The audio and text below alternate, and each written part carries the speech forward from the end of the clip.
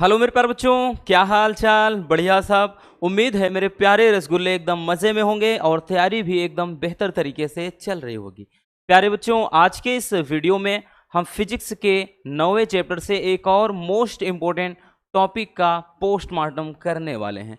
Topic है हमारा संपर्क में रखे दो पतले लेंस के संयोजन की फोकस दूरी। ठीक, ये टॉपिक भी काफ़ी ज़्यादा इम्पोर्टेंट है आपके बोर्ड एग्जाम के नज़रिए से। तो यहाँ पर हम लिख भी दे रहे हैं भैया, ये मोस्ट इम्पोर्टेंट है। इतना ज़रूर कहेंगे कि प्रीवियस ईयर में नहीं आया है तो अब की बार 2025 में आगामी बोर्ड एग्जाम के लिए ये और भी ज़्यादा इम्पोर्टेंट टॉपिक बन जाता है। चलिए देखते हैं कि संपर्क में रखे दो पतले लेंस के संयोजन की फोकस दूरी किस तरह से निकालते हैं। बड़ा ही प्यारा सा टॉपिक है बच्चों, बिल्कुल आप लोगों की तरह। सबसे पहले भाई जो भी एक्स्ट्रा चीज़ें मतलब थोड़ा लिखनी होती हैं माना जाना वाली, वो समझना है कि माना दो पतले लेंस L1 व L2 को संपर्क में रख करके एक संयुक्त लेंस बना दिया जाता है। तो बच्चों हम क्या कर रहे हैं यहाँ पर, ध्यान से समझना भाई। हम दो लेंस मान लेते हैं भैया, यहाँ पर हम क्या कर रहे हैं कि हम दो लेंस ले लेते हैं, ठीक है ना। एक मिनट, इस तरह से थोड़ा हम दो लेंस ले लेते हैं और इन दोनों को भैया क्या है, संपर्क में रखा गया है रसगुल्लों। तो हम दोनों को थोड़ा संपर्क में रख देते हैं। तो संपर्क में दोनों को रख दिया गया है, ठीक है। इनको भाई संपर्क में रख करके एक संयुक्त लेंस बना दिया गया है। ठीक, एक संयुक्त लेंस बना दिया गया, इतना समझ में आया।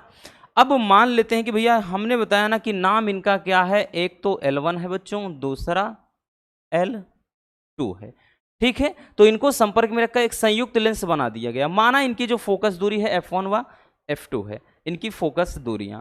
अब करते क्या हैं, तो भाई हम क्या करेंगे, यहां से हमें पता है कि इस ये एक मुख्य अक्ष खींचेंगे जो लेंस के बीचों बीच होकर के जाएगा, ठीक है। अब इस प्रतिबिंब बनने की घटना को समझते हैं। देखिए हमने क्या कहा, ये L1 और L2 दोनों पास में रखे गए हैं।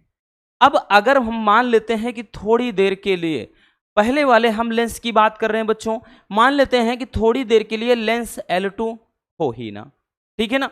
तो यहां पे थोड़ी देर के लिए भैया समझना है, यहां पे हम लिख लेते हैं कि माना, ऐसे नहीं लिखेंगे, लिखेंगे कि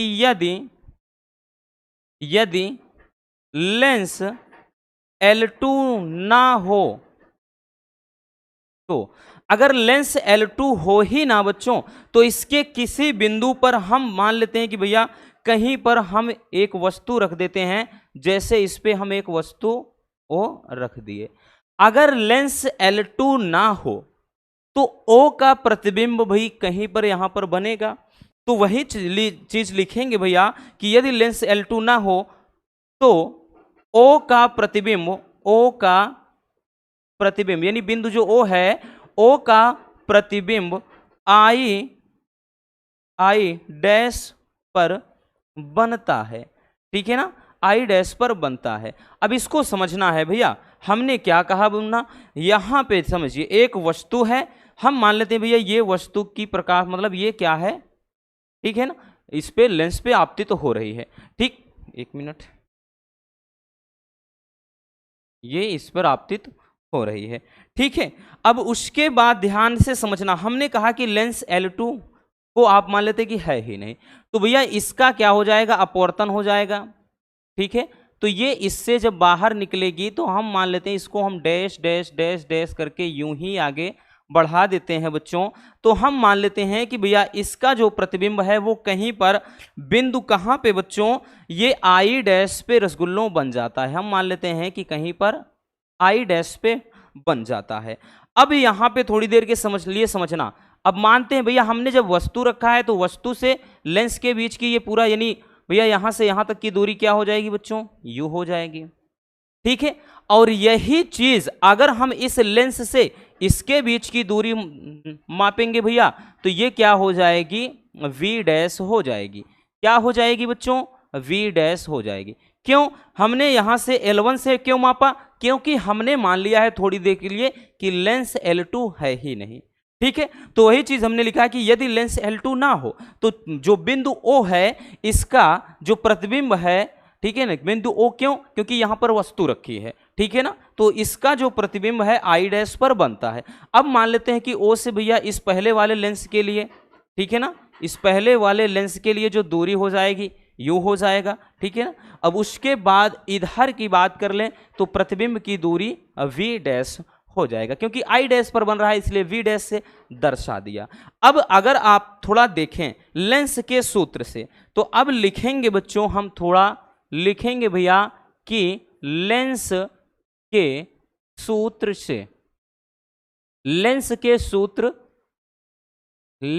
सूत्र से, तो भैया लेंस का जो सूत्र होता है, एक चीज ध्यान देना, फार्मूला क्या होता है आपका, होता है 1/V माइनस 1/U बराबर 1/F, ठीक है ना, 1/F होता है, ये फार्मूला होता है, समझना, ये एक फार्मूला होता है। तो यहां पर वही चीज लिखेंगे ना कि पहले लेंस के लिए भैया लिखेंगे पहले लेंस के लिए, तो पहले वाले यानी लेंस L1 है ना, तो पहले लेंस यानी L1 के लिए, तो L1 के लिए जब लिखेंगे बच्चों तो यहां पर क्या हो जाएगा 1/V, ठीक है ना। अब V के स्थान पे V डैश लिखा है, ठीक, 1/V ना लिख करके V डैश लिखेंगे, माइनस का 1/U तो U ही है, 1/F की जगह पर F1 लिखेंगे।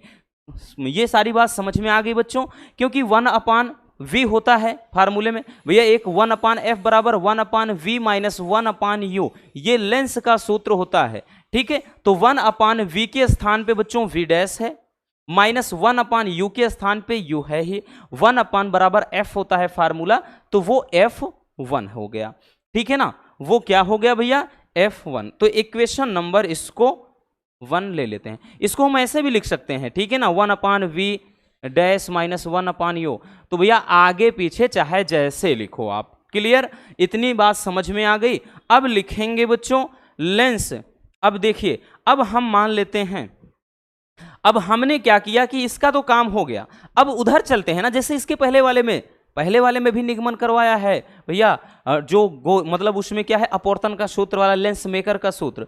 अब क्या करते हैं, अब हम इसको अब दूसरे लेंस के लिए यानी L2 के लिए, ये जो I डैश है ये वस्तु का काम करेगा, यानी थोड़ी देर के लिए आप इसको भूल जाओ L1 को, तो भैया जो I डैश है वो L2 के लिए वस्तु का काम करेगा। अब जो यहां से इसकी दूरी हो जाएगी भैया वस्तु की दूरी हो जाएगी। फिर हम मान लेते हैं बच्चों, अब यहां पर हम मान लेते हैं कि भाई क्या होता है, इस I पर रखी वस्तु का प्रतिबिंब कहीं पर बिंदु यहां पर, ठीक है, हम मान लेते हैं किसी बिंदु I पर बन जाता है, और यहां पर अब मान लेते हैं कि भैया इस लेंस से यानी इसकी जो दूरी हो जाएगी वो तो प्रतिबिंब की दूरी हो गई, ठीक है, वो प्रतिबिंब की दूरी हो गई। अब उसके बाद अगर यहीं से पूरी इसके बीच की दूरी निकालना चाहे तब बच्चों तो यहां पर भी वही V डैश हो जाएगा।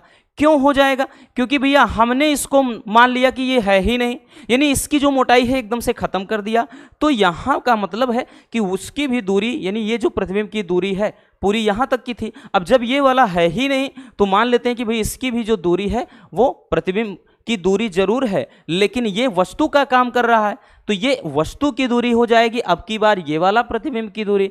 तो यहां पर थोड़ा लिख भी दे रहे हैं, हमारे प्यारे रसगुल्लों को कोई दिक्कत ना हो, तो लिखेंगे भैया कि अब लिखेंगे अब I डैश लेंस L2 के लिए वस्तु का कार्य करता है, वस्तु का कार्य करता है, तथा इसका जो प्रतिबिंब है, इसका प्रतिबिंब भैया कहां पर बनता है, I पर बनता है, ठीक है। पूरा का पूरा लिख दिया है कॉन्सेप्ट ही, ताकि दिक्कत ना हो। और भाई बाहर थोड़ा क्या है ध्यान देना, बाहर घर में काम लगा हुआ है, इसलिए बच्चों थोड़ा नॉइस आ रही होगी तो कोऑपरेट करना भाई, क्योंकि काम चालू है। तो देखिए अब हमने तो बता दिया पूरा कि बच्चों ये जो है अब वस्तु का काम करेगा। इसके लिए भैया प्रतिबिंब I पर बन रहा है, तो इसके लिए प्रतिबिंब की दूरी तो V हो गया। अब इसके लिए वस्तु की दूरी तो V डैश ही रहेगा। तो बच्चों अब लिखेंगे वही चीज भैया, फिर लिखेंगे कि इसमें भी वही चीज लिखेंगे लेंस के सूत्र से। फिर लिखेंगे बच्चों कि लेंस के सूत्र से, लेंस के सूत्र से लिखेंगे रसगुल्लों। तो भाई फार्मूला क्या हो जाएगा, आप डायरेक्टली लिख रहे हैं 1/v, v के स्थान पे v ही है, -1/u। अब इसके लिए u यानी वस्तु, भैया यहां से वस्तु से प्रतिबिंब के बीच मतलब ये लेंस से दूरी क्या हो जाएगी, तो ये वस्तु की दूरी है v डैश है, ठीक है। तो यहीं पर हम लिख देंगे अब की बार v डैश बराबर 1/, भाई दूसरे वाले लेंस की फोकस दूरी f2 मान लिया है पहले ही हमने, ठीक है।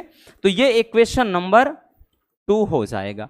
अब समीकरण 1 व 2 को जोड़ने पर लिखेंगे बबुआ कि समीकरण 1 व 2 को जोड़ने पर, ठीक है ना, जोड़ने पर अगर हम जोड़ देते हैं भैया तो ध्यान से समझना, 1 व 2 को जोड़ना है बच्चों। समीकरण 1 ये है, समीकरण 2 ये, तो भैया इधर वाला इधर से जोड़ देते हैं, 1/, ये v था, सॉरी v डैश है, -1/, ये u है।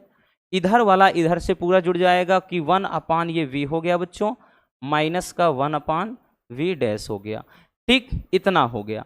बराबर का बच्चों 1/, भाई इधर तो f1 था प्लस 1/, इधर क्या है f2 है। तो कटने वाली जो चीजें हैं काट देते हैं, अगर कुछ कट रही है तो काट दीजिए बेशक। देखिए ये वाला पार्ट पूरा इससे कट रहा है, बचा क्या है भाई 1/v बच गया है, माइनस का ये 1/u बच गया है, बराबर का इधर 1/f1 प्लस 1/f2 है। अब एक चीज ध्यान देना, चूंकि वी नो दैट, चूंकि 1/v माइनस 1/u बराबर 1/f, ठीक है, ये फोकस दूरी के लिए फार्मूला होता है। तो इसके स्थान पर हम ये चीज अप्लाई कर सकते हैं। तो यहां पर हम लिख देंगे बच्चों, लिखेंगे क्या भैया, एक मिनट, हाँ लिखेंगे क्या, तो इसके स्थान पे पूरा 1/f, तो हो जाएगा 1/f, कैपिटल में इसको f मान लेते हैं, ठीक है। 1/f बराबर ये हो जाएगा 1/f1 प्लस 1/f2 हो जाएगा, f2 हो जाएगा, ठीक है। और यही क्या हो जाएगा भैया, यही हो जाएगा संयुक्त लेंस की फोकस दूरी के लिए फार्मूला। जब ये दोनों उत्तल थे तब, लेकिन कभी कभार अवतल की बात कर लेता है एक, ठीक। तो यहां पर थोड़ा हम ये चीज भी थोड़ा समझा देते हैं, यहां पे आपको समझिएगा। लिख देंगे कि जैसे यदि यहां पर लिखेंगे, एक मिनट, यदि लेंस एक लेंस उत्तल तथा दूसरा अवतल हो, तो अब दूसरा अवतल हो तो ऐसे सिचुएशन में क्या हो जाएगा भैया, अब ये 1/f ये रहेगा, 1/, ये f1 हो जाएगा, और दूसरे वाली की दूरी ये फोकस दूरी माइनस में हो जाएगी, तो 1/, ये f2 हो जाएगा, ठीक है ना। तो यहां पर इस तरह से ये फार्मूला हो जाएगा। कब, जब भैया यहां पे याद रखना एक उत्तल हो और दूसरा अवतल हो तब, ठीक है। ऐसे केसेस में ये फार्मूला आ जाता है, यानी जब एक उत्तल हो दूसरा अवतल, ठीक है ना, तब ये एक फोकस दूरी ये ऋणात्मक में हो जाएगी। इतनी बात समझ में आ गई। तो यही हो जाता है संपर्क में रखे दो पतले लेंस के लिए संयोजन फोकस दूरी। चलिए भैया छाप लीजिए, बहुत ज्यादा मुश्किल है नहीं इसमें। इतना हो गया बच्चों, ये भी स्क्रीनशॉट कर लीजिए भाई। हो गया, तो बस आज के इस वीडियो में इतना है। उम्मीद है कि मेरे प्यारे रसगुल्लों को ये एक छोटा सा टॉपिक काफ़ी अच्छे से समझ में आ गया होगा। वीडियो पसंद आई हो तो प्यार से लाइक ज़रूर कर देना, नए हैं तो चैनल को सब्सक्राइब ज़रूर कर लीजिए। Love you, bye bye, take care. हाँ, एक प्यारा सा कमेंट बॉक्स में छोड़ दीजिएगा।